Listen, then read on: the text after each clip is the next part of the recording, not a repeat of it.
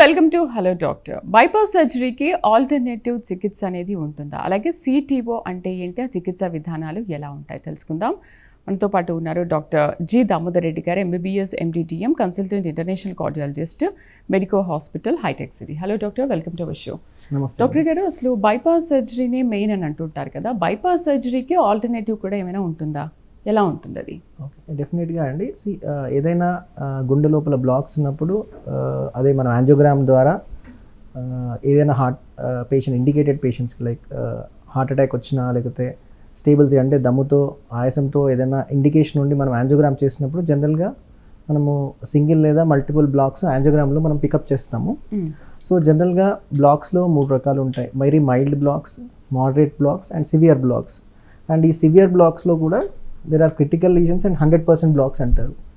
So ఈ 100% blocks వచ్చేసి it can be recent block, అంటే ఫ్రెష్ బ్లాక్స్ ఉండొచ్చు, లేకపోతే it could be a older blocks. I mean CTOs అంటారు, chronic total occlusions. I mean like more than 3 months old or silent heart అటాక్స్లో కొన్నిసార్లు మనం ఇన్సిడెంటల్గా angiogram చేసినప్పుడు ఇవి మనము యాంజియోగ్రామ్లో 100% బ్లాక్స్ తెలుస్తుంటాయి మనకు. జనరల్గా 100% క్రానిక్ బ్లాక్స్కి చాలామంది విత్ మల్టిపుల్ బ్లాక్స్ ఉన్నప్పుడు బైపాస్ సర్జరీ సజెస్ట్ చేస్తుంటారు. బట్ కొంతమందికి ఎవరైతే పేషెంట్కి బైపాస్కి ఫిట్గా ఉండకపోవచ్చు, otherwise they may not be willing for bypass surgery because bypass is open heart surgery.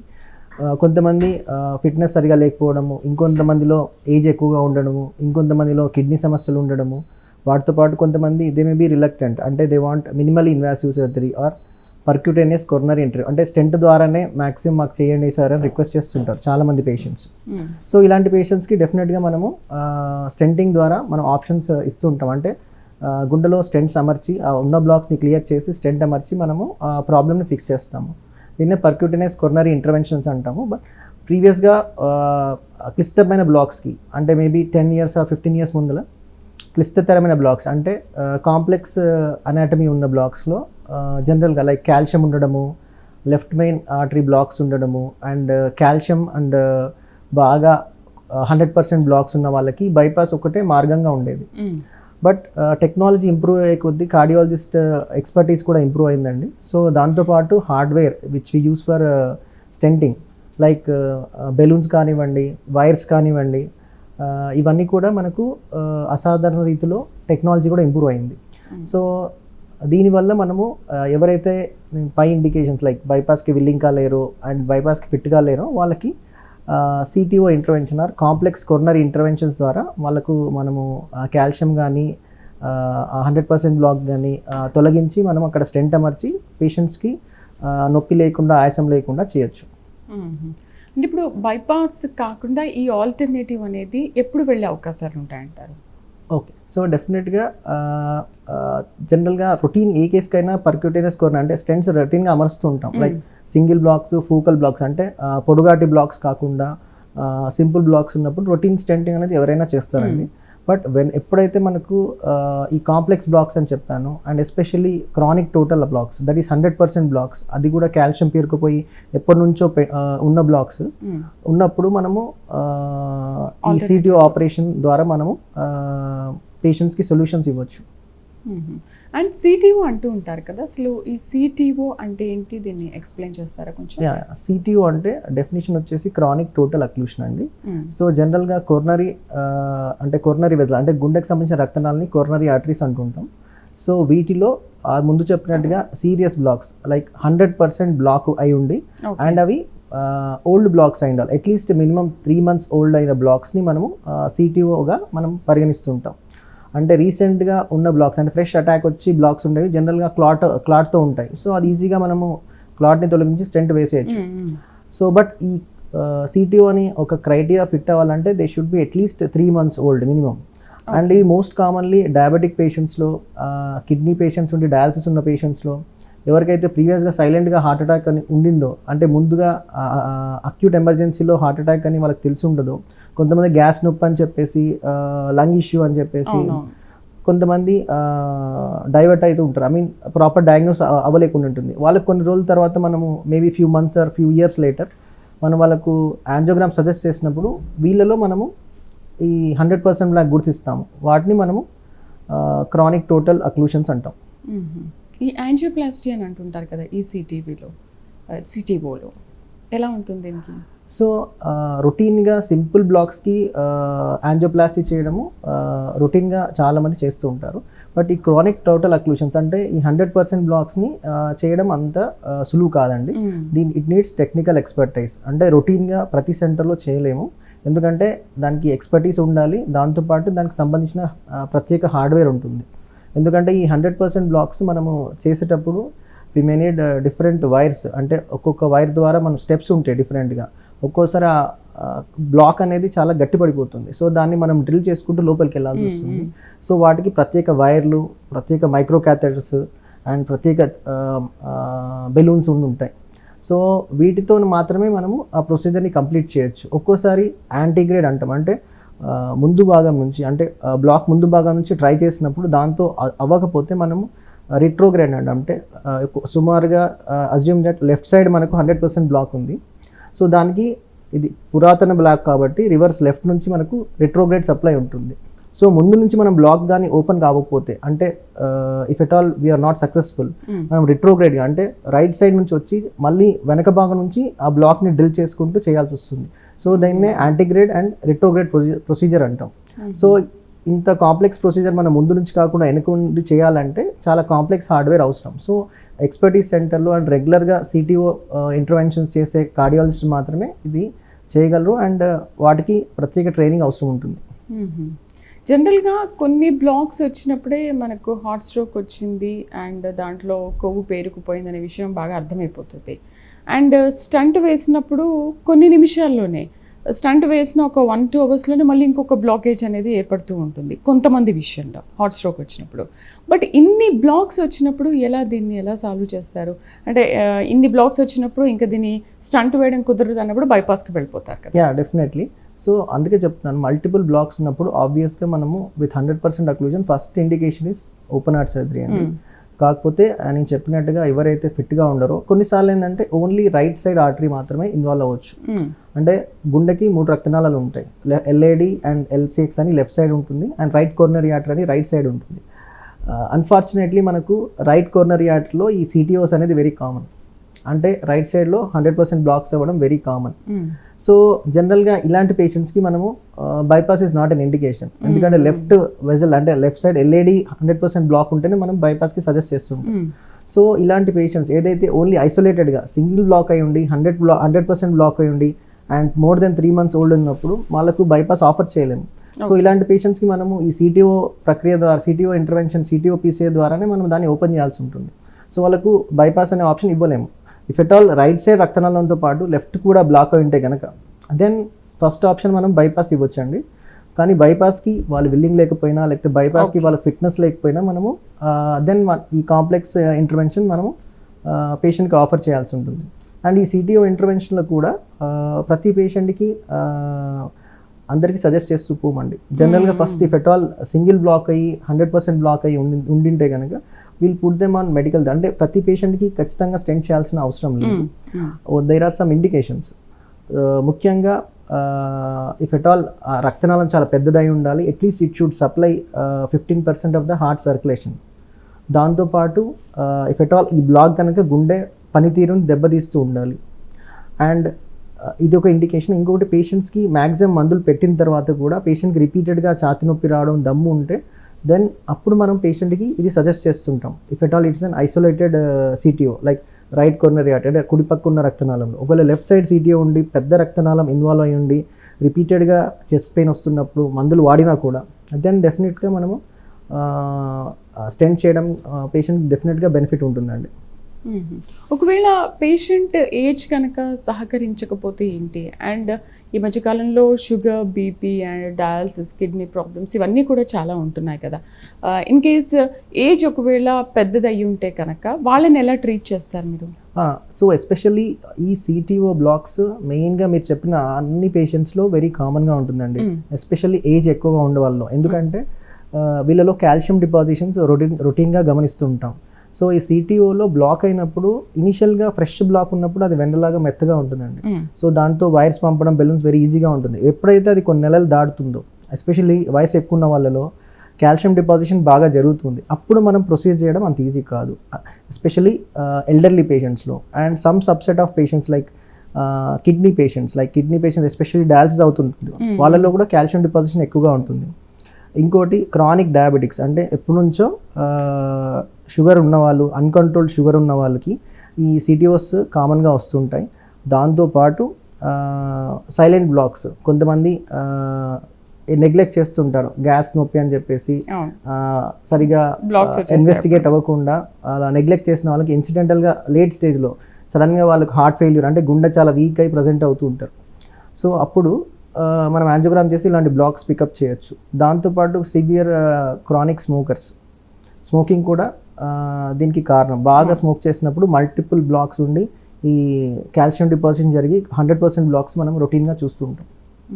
Okay, ఈ బ్లాక్స్ అనేది ఇప్పుడు స్మోకింగ్ పర్సన్స్లో ఎన్ని ఇయర్స్ పాటు స్మోకింగ్ చేసిన తర్వాత ఈ బ్లాక్స్ ఏర్పడే ఛాన్సెస్ ఉంటాయి? ఎందుకంటే ఇప్పుడు థ్రోట్ క్యాన్సర్ కానీ మౌత్ క్యాన్సర్ కానీ ఇవన్నీ కూడా వెంటనే సిగరెట్ తాగిన తర్వాత వెంటనే 1-2 ఇయర్స్లో క్యాన్సర్ వస్తుందంటే లేదు, ఒక 10 ఇయర్స్ తర్వాత బయటపడే అవకాశాలు ఉంటాయి. సో ఈ బ్లాకేజెస్ కూడా స్మోక్ చేసే వాళ్ళకి ఈ బ్లాకేజెస్కి ఎంత టైం పడుతుంది? స్మోక్ చేసే వాళ్ళు ఖచ్చితంగా క్రానిక్ బ్లాక్సే ఉండాల్సిన అవసరం లేదండి. మొట్టమొదటిగా they may be at high risk for acute heart attacks, అంటే sudden heart attacks, sudden cardiac అరెస్ట్కి వెరీ కామన్ రీజన్ ఇది. ఎంత స్మోకింగ్ మోస్ట్ కామన్లీ ఇన్ని సిగరెట్స్ తాగితే హార్ట్ అటాక్ వస్తుందని ఎక్కడ డెఫినేషన్ లేదు. సో ఒక్కొక్క పేషెంట్ వాళ్ళ బాడీ మాస్ ఇండెక్స్ అండ్ వాళ్ళ బాడీ వెయిట్ బట్టి కూడా కొంతమంది 10 to 20 సిగరెట్స్ తాగుతుంటారు, బట్ దే లుక్ వెరీ, అంటే వాళ్ళకి ఎప్పుడు ప్రీవియస్గా హార్ట్ రిలేటెడ్ ఇష్యూస్ ఉండకపోవచ్చు. Some people may have only 1 or 2 cigarettes per day, they may have major heart attack. So వాళ్ళ స్మోకింగ్తో పాటు వేరే రిస్క్ ఫ్యాక్టర్స్ ఉండాలి, అండ్ వాళ్ళ life style factors like stress, diabetes, hyper tension ఇవన్నీ కూడా కలిసి ఉంటే కనుక డెఫినెట్గా ఈవెన్ తక్కువ మోతాదులో సిగరెట్ తాగినా అక్యూట్ హార్ట్ అటాక్స్ వస్తున్నాయి.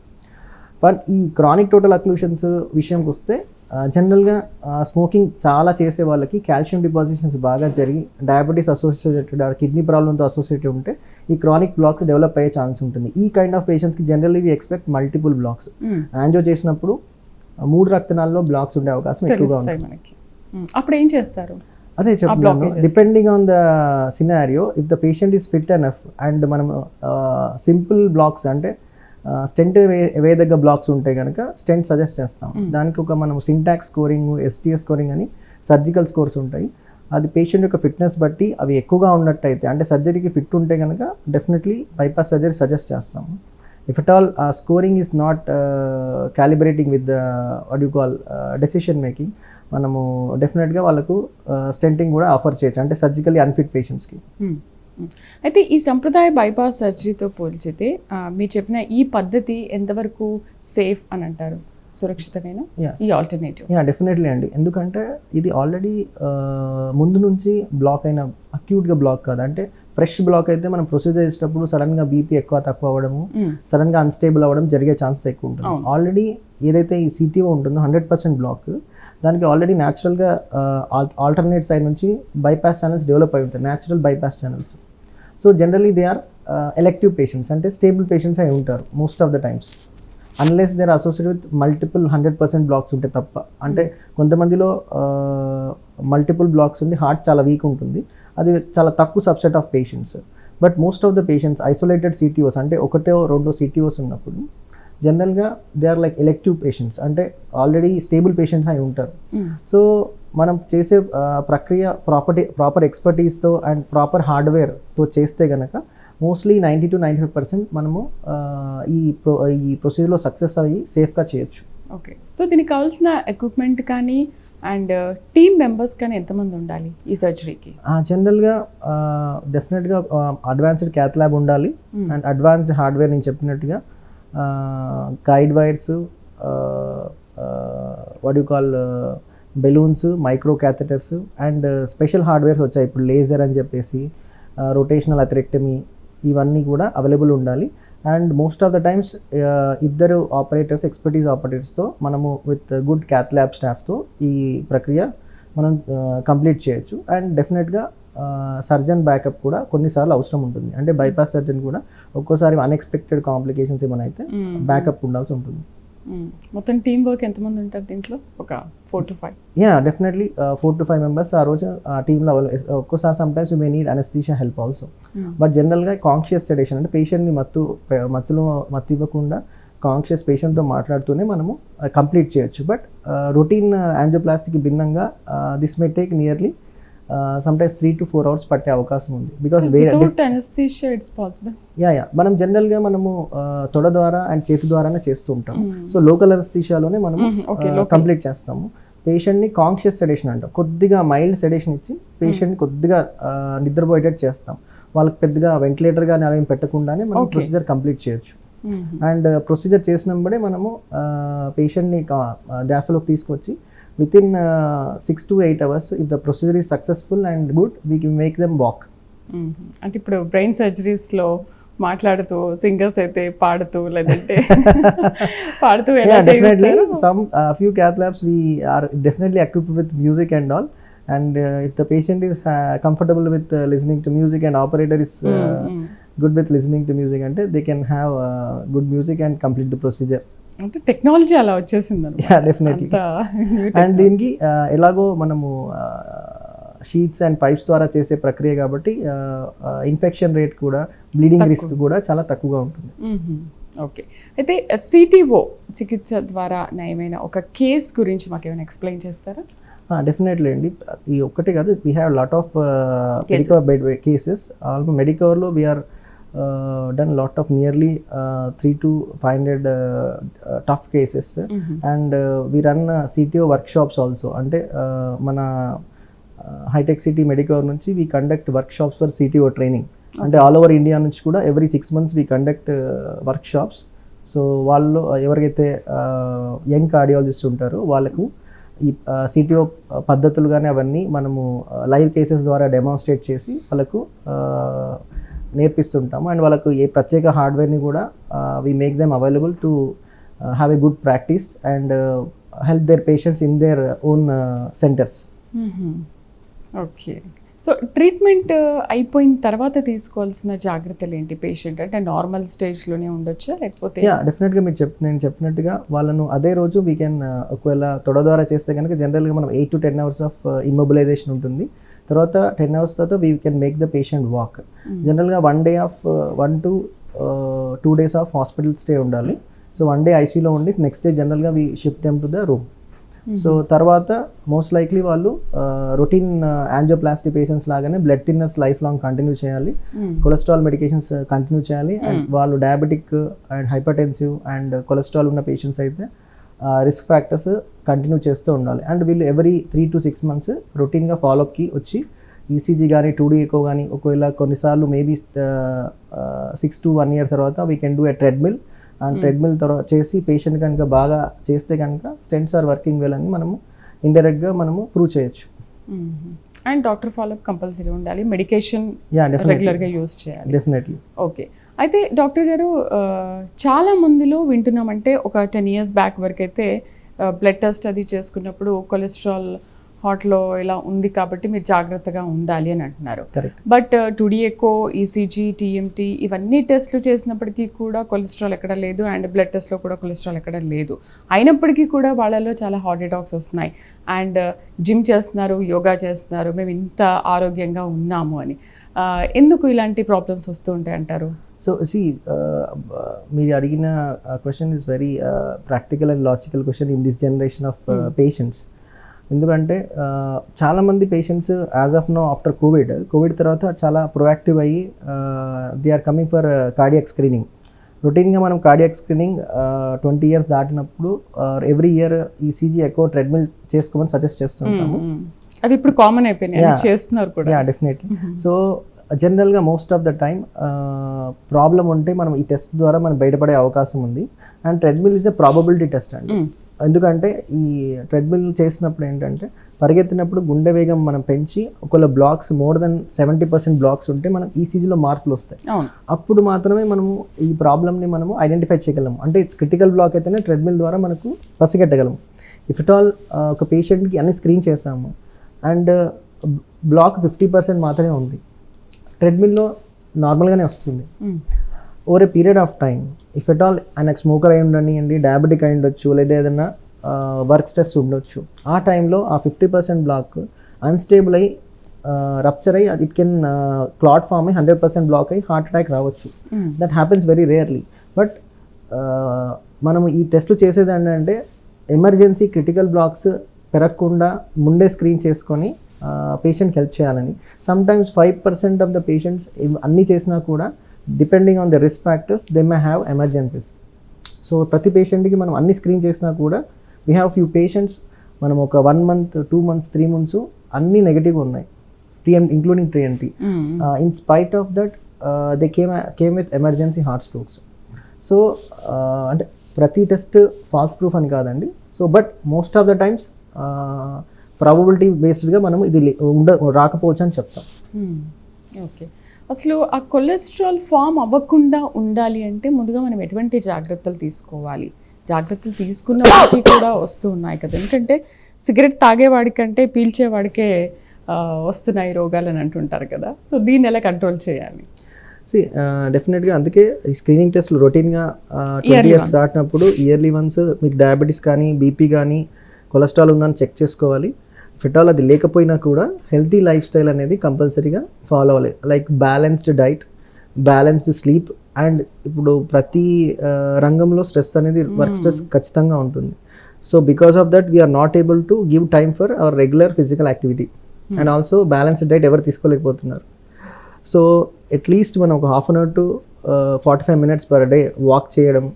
అండ్ డైట్లో అన్ని పోర్షన్స్ అంటే portions of carbohydrates, proteins, multivitamins ఉన్న డైట్ తీసుకొని అండ్ మీరు అన్నట్టుగా వర్క్ స్ట్రెస్ కంట్రోల్ చేయడానికి some kind of meditation or yoga practice చేస్తే కనుక మోస్ట్ ఆఫ్ ద టైమ్స్ మనము we can be on good side. అంటే ఎమర్జెన్సీ రాకపోయినా కాపాడవచ్చు. ఒకవేళ ఎమర్జెన్సీస్ వచ్చినా కూడా ఈ పేషెంట్స్కి టాలరేట్ చేసే కెపాసిటీ బెటర్గా ఉంటుంది. అంటే హార్ట్ అటాక్ వచ్చినా కూడా they respond better with the treatment. ఏంటి అసలు స్మోక్ ఎక్కువ చేసినప్పటికీ కూడా హార్ట్ అటాక్స్ వచ్చే అవకాశాలు ఉంటాయా? డెఫినెట్గా అండి. Smoking is the most common risk factor for young generation of group. Especially వీళ్ళకు చాలామందికి they may not have diabetes or hypertension and వాళ్ళకి తెలియకుండా it's habit or whatever it is. Smoke చేసినప్పుడు రక్తనాళాల్లో కొవ్వు పెరిగిపోవడము, ఎండోథీలియం డ్యామేజ్ అవ్వడము, cholesterol damage, సడన్గా ప్లాక్ అనేది రప్చర్ అయ్యి క్లాట్గా ఫామ్ అయ్యి హార్ట్ అటాక్ వస్తుంది. అండ్ మనం ఈ మధ్యకాలంలో చూస్తాం, ఒక కాల్ చూద్దాం, లైన్లో ఉన్నారు. హలో జగదీష్ గారు. హలో జగదీష్ గారు, ఎక్కడి నుంచి మాట్లాడుతున్నారు? మీ సమస్య ఏంటో చెప్పండి. సమస్య ఏంటి చెప్పండి. ఏం లేదు సార్, కాలు చేతులకు వస్తున్నాయి, దానివల్ల నడవడానికి వస్తలేదు, అందుకనే ఫోన్ చేసి. ఓకే, ఇది కామన్ ఉండే సమస్య. బట్ కాళ్ళు చేతులు లాగినా లేదంటే నడుస్తున్నప్పుడు ఆయాసం వచ్చినప్పటికీ కూడా ఇదొక భయం ఉంటుంది అనమాట, నాకేమైనా హార్ట్ అటాక్ వస్తుందేమో అనుకోని. డెఫినెట్గా సిమ్టమ్స్ కూడా మనకి ఇంపార్టెంట్ అండి. సో మొట్టమొదటిగా కొంతమందికి అంటే హార్ట్ రిలేటెడ్ సిమ్టమ్స్ ఎలా ఉంటుంది, commonest symptom is chest pain. అంటే ఛాతీలో నొప్పి రావడము, ఒక్కోసారి హెవీనెస్తో ప్రజెంట్ అవ్వడము, చెమటలతో అసోసియేట్ అవ్వడము, అండ్ చెస్ట్ పెయిన్ సెంట్రల్తో పాటు it may radiate to hand, జా అండ్ ఒక్కోసారి rarely to the tooth, left side. Yeah. So sometimes typical chest pain ఉండకపోవచ్చు, అంటే క్లాసికల్గా మనం బుక్లో డిస్క్రైబ్ చేసినట్టు అందరికీ ఇట్లా రాకపోవచ్చు. Sometimes they can just present with epigastric pain, అంటే కొంతమంది గ్యాస్ నొప్పి అని చెప్పి వస్తుంటారు. కొంతమంది అన్ఎక్స్ప్లెయిన్డ్, అంటే నాకు రొటీన్ కంటే భిన్నంగా ఉంది సార్ ఇవాళ, అంటే అనీజీనెస్ అని ఎక్స్ప్లెయిన్ చేస్తుంటారు. జస్ట్ హెవీనెస్ అంటుంటారు. కొంతమందికి దమ్ము రావచ్చు, అంటే నడిచినప్పుడు అండ్ ఎస్పెషల్లీ స్టేర్స్ క్లైంబ్ చేసినప్పుడు. సో కొంతమందికి సడన్ స్ట్రోక్స్ వచ్చినప్పుడు దే మే కొలాప్స్, అంటే క్రాష్ అవ్వచ్చు, అంటే బీపీ సడన్గా డ్రాప్ అయ్యి they may have a syncope, అంటే సడన్గా హార్ట్ అరెస్ట్ అవ్వడము. అందుకే కదా చాలామంది ఈవెన్ సోషల్ మీడియాలో కూడా వీడియోస్ చూస్తుంటాము, రొటీన్గా పని చేసుకుంటాడు, సడన్లీ దే కొలాప్స్, పడిపోతుంటారు. ఎందుకంటే స్కూల్లో పిల్లలు కూడా క్రికెట్ ఆడుతూ నిన్న మొన్న కూడా మనం చిన్న చిన్న పిల్లల్ని చూసాం, సడన్గా పడిపోతూ ఉన్నారు. 20 years. Yeah. So heart attack అనేది ప్రీవియస్గా మేబీ 40-50 years దాటితే చూసేవాళ్ళము.